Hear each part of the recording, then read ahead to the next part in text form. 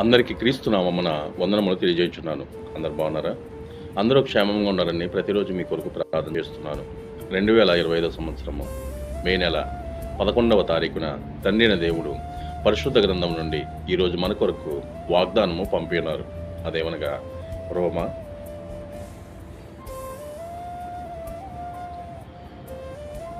2వ అధ్యాయము 24వ వచనంలో ఇలా వ్రాయబడి ఉంది.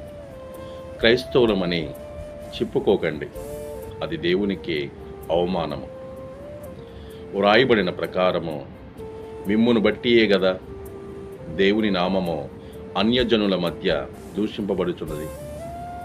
అవును, యూదులు చేసిన పాపాల కారణంగా యూదులు కానివారు దేవుని పేరును దూషించి అవకాశము కలిగింది.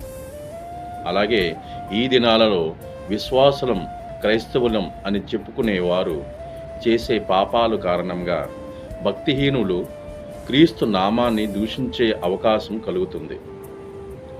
దేవుని ఎరుగని వారి మధ్య మన ద్వారా దేవుని ఘనత కలిగి ఆయన బిడ్డలుగా మాదిరి జీవితం కలిగి ఉండాలి. అప్పుడే దేవునికి మహిమ కలుగుతుంది.